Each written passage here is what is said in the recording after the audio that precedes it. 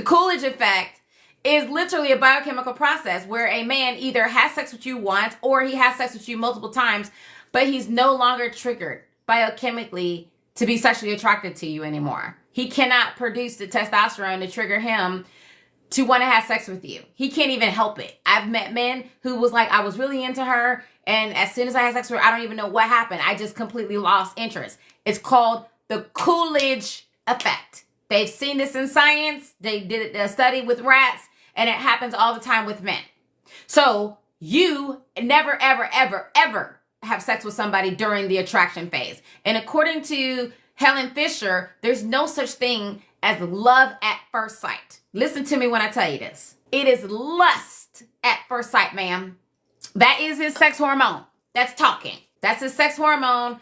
That's texting. That's his sex hormone that wants to take you out on the date in the beginning. So after the attraction phase, he enters into what's called the courting phase. The courting phase is where he is doing everything he can to get it. Now, ladies, let me help to explain to you biochemically a disadvantage that you have. Biochemically, women are designed to fall fast. We are designed to bond fast, fall in love fast. So the moment that he is seducing you, the moment his sexy voice is resonating with you, the moment that you are smelling his pheromones, the moment that he is saying all the right things, ma'am, you are producing oxytocin. And you're also producing norepinephrine. So what it's doing is it's lowering your inhibition. It's causing you to trust his words more.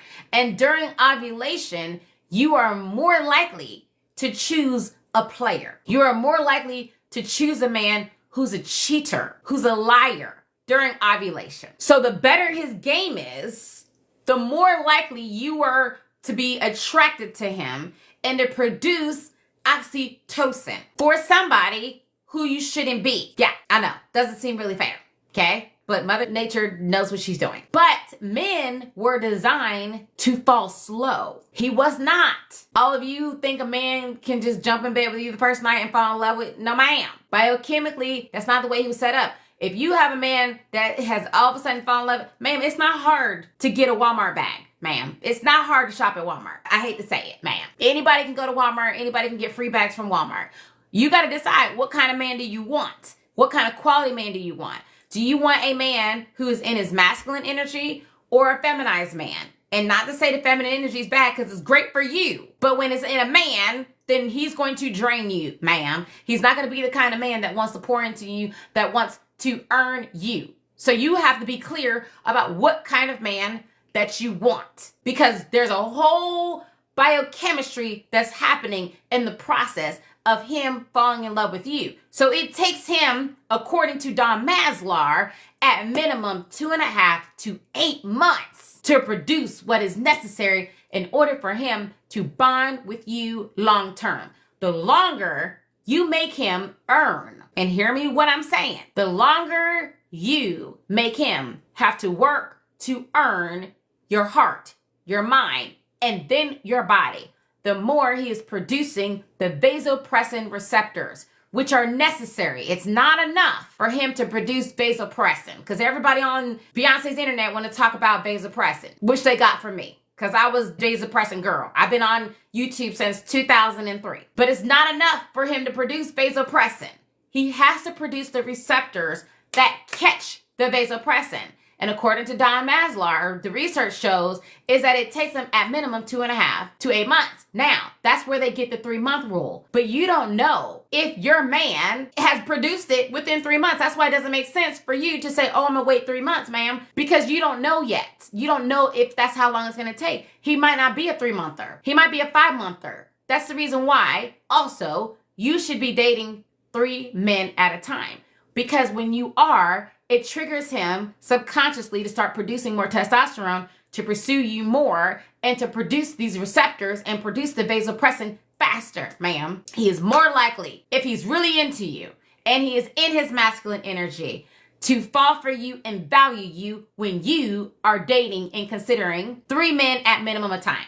Now, let me make this clear, ma'am. Let me clarify to the world. Dating is not an interview between his penile and your vajayjay. That is not dating. Dating isn't the bump and grind fest. That's not dating. Dating is an interview process. Dating is for data collection. Dating is for you to be evaluating different options to make sure that you are choosing the best option for you. When you're dating like this, then when you enter into the second phase, the courting phase, ma'am, you are moving much differently. You're not moving like everybody else. You're not easy to be able to get, which biochemically is a turnoff. You are more of a challenge because your time isn't readily available. You're not desperate. Now, I want you to think about this for a minute. Just think about anything that you wanted and think about when you really was like, I'm not in a rush, how you were able to get a better deal. Like, I'm able to get better offers from banks as a business owner because I'm not desperate, because we're financially strong, versus if you were in a weak position and you desperately need to get the money, then now you're going to one of those loan sharks or buy now, pay here, and the interest rates are super high and they're jacking you around and you can't negotiate anything. It's always never going to work out for your highest benefit when you are desperate. And biochemically, it works against you. So when you enter into the courting phase, he is doing everything he can to get it. Remember, he's not thinking consciously unless he's a child. I just want to get her noonie, okay? I just want to get her sugar snacks. That's not what he's thinking. This is a biochemical process. However, what's driving him, there's a whole biochemical process that's driving him because he wants your yummy yum, ma'am. Because he is trying to lower your guard so he can be able to get it. So all the texts, all the dates, the phone calls, the sweet nothings, all of that. And as he's pursuing you, biochemically something is happening. As he has to get to earn you and get to know you, what's starting to happen is his testosterone is dropping. And so is his testosterone. What does that mean? That means that now he's starting to lose interest for other women. So the door to him entertaining other women is starting to close, and he's becoming more nurturing like a woman, and he's becoming obsessed with what it will require in order to earn your heart and make you happy. So in this phase, you're gonna see him do things like buy you flowers or get you gifts or plan a date. He's going to be wanting to make an effort. And one thing that's not going to come out of his mouth, ma'am, is 50-50. Or you can pay the tip. Or when are you going to cook for me? Or calling you big money. Or saying that the phone works both ways. He's not going to do that if he's biochemically falling for you. If you hardly get any flowers, baby, then that means that you're missing understanding this entire process.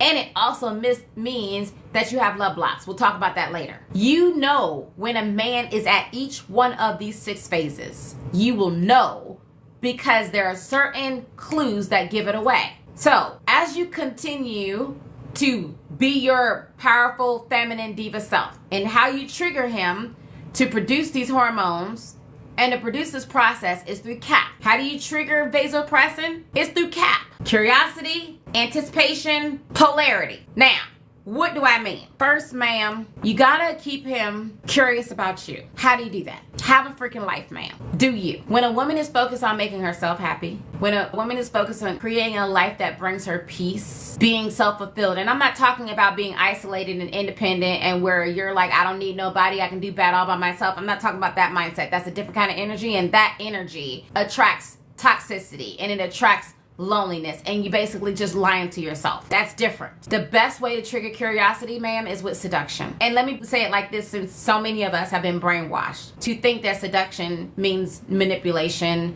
means using dark magic, means control, or whatever the crap that they told you. None of that is true. All seduction is using your feminine energy, your power, in order to influence. That's it, ma'am.